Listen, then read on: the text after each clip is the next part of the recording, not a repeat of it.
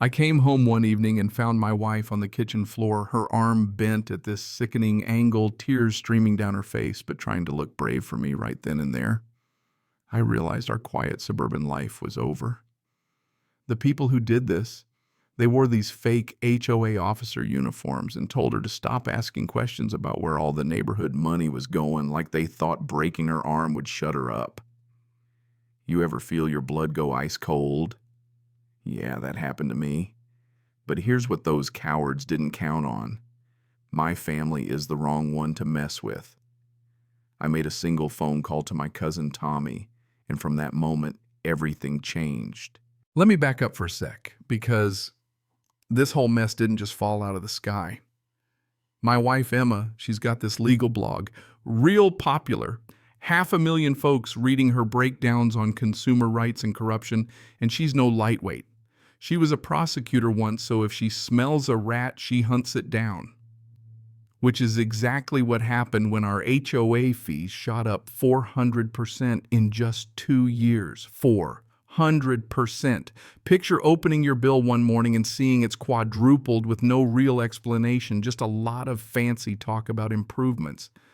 Emma got flooded with messages from neighbors, nobody happy, everyone feeling like they were getting robbed, but nobody could squeeze a straight answer out of Diane Blackwood, our HOA president. Now, Diane, she's the type that always looks like she stepped out of a country club magazine, always perfect, always running bake sales, telling you the right height for your grass. But question her. She'd make you feel like you were betraying America itself.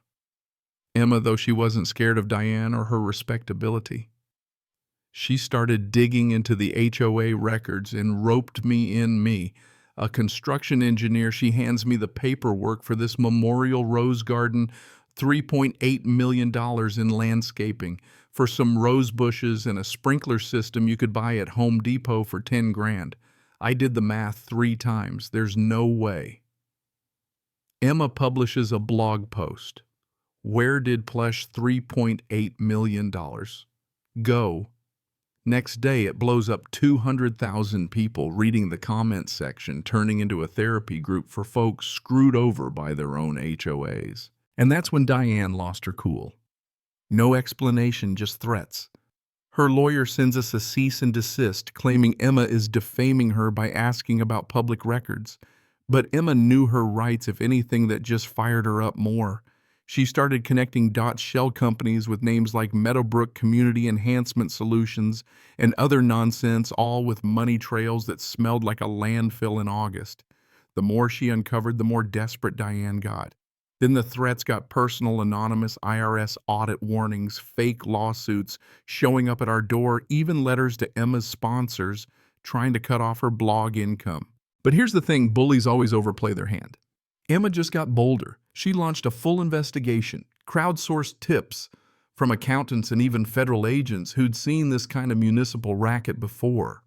She promised to publish everything, and you could see Diane's mask slipping at the next board meeting. She was scared you could see it in her eyes.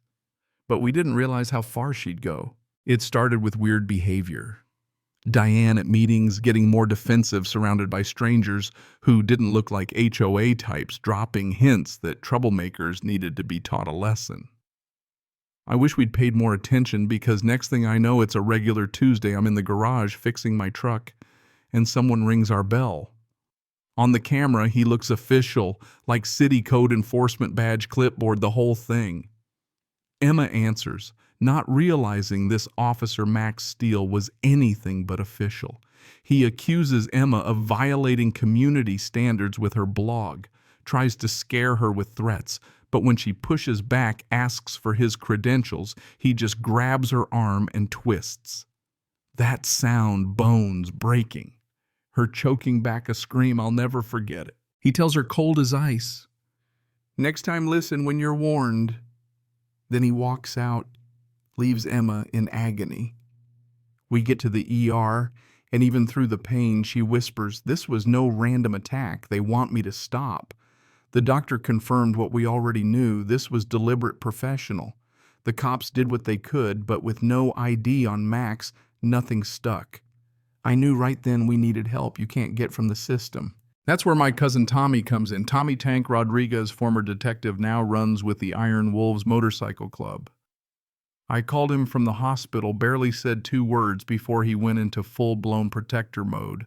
Within half an hour, a dozen bikers, my blood, my family, thundered into that hospital like a cavalry charge. Tommy's big 6'4", all muscle, carries an aura that says, "Don't mess with us." He looked at Emma, took the fake badge Max left behind, and just nodded. "They picked the wrong family," he growled. Tommy's secret weapon. Our cousin Rico, tech wizard, ex-government analyst, more comfortable with computers than Harleys. Within an hour, Rico hacked the hospital's security, pulled every frame of Max Steel on camera, ran his face through every database, traced his car, followed the crypto payments Diane used to pay him off, $25,000 straight from her own shell companies. But here's the kicker. Rico found evidence. Diane did this before a journalist, Kevin Walsh, vanished 18 months ago while investigating the HOA. Final cell phone ping, Diane's house. Rico even found his last article draft in cloud storage, exposing the very same HOA scams. It wasn't just about money anymore. Diane was willing to kill. Tommy called a full club meeting. This wasn't about payback. Now it was justice. The Iron Wolves ran surveillance on Diane, no threats. Just a constant biker presence parked outside her house at the grocery store. Always there, always watching. Paranoia set in fast.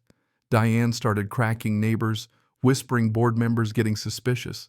Diane fumbling her explanations, sweating through meetings, hiring security guards, calling Max for cleanup jobs. Meanwhile, Rico's cyber attacks made Diane's house feel haunted.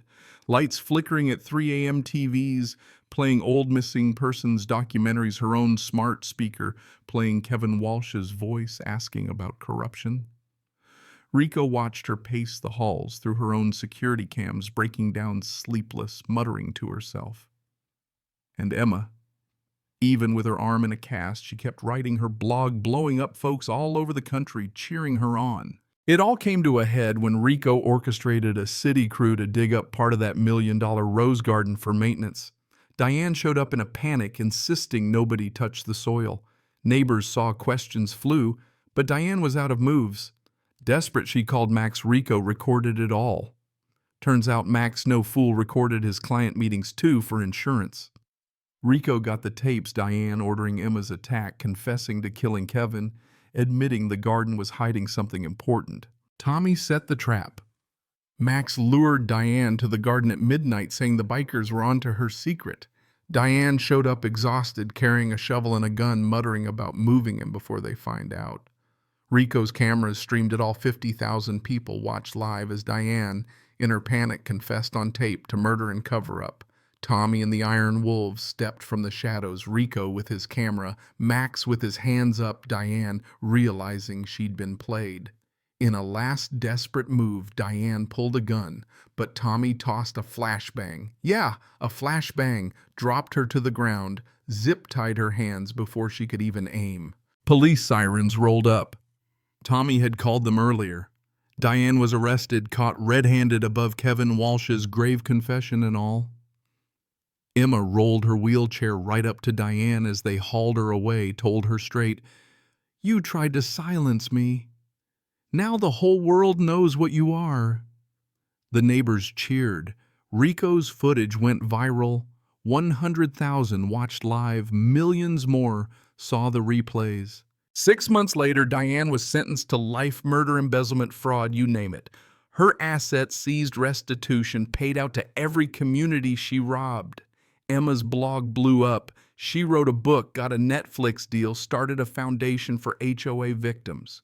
Tommy's Iron Wolves turned legit, helping police with neighborhood safety, working as real community protectors. Rico, he runs a cybersecurity business busting fraudsters for a living. Our HOA was dissolved, replaced by a transparent resident council.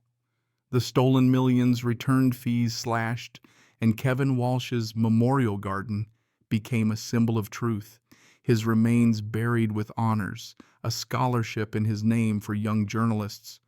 Our story inspired dozens of other communities to rise up, expose their own corrupt HOAs. Turns out we weren't alone. Diane was just one tentacle of a much bigger beast, and shining a light on her crimes made the whole network collapse. So was it worth it? Did Diane get what she deserved? Or did she get off too easy? What would you have done if someone hurt your family and tried to bury the truth? Drop a comment. Tell me what justice means to you. Because after all this, I've learned sometimes justice comes from the courts, sometimes from the streets. But it always starts with someone refusing to stay silent. If you stuck with me this far, you're family now. Hit that like, share your story, and let's make sure the next Diane Blackwood out there learns some families just can't be broken.